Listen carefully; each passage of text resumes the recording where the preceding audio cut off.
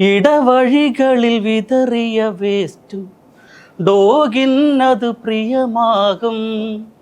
മണം കൂടിയിട്ടത് വഴി പോലും നടക്കാനൊരു മടിയാകും. വീട്ടിൽ വളർത്തണ നായ പ്രായമായെന്ന് തോന്നിയാൽ ആരുമറിയാതെ രാത്രി വഴിയിലിട്ടേച്ചു പോരും.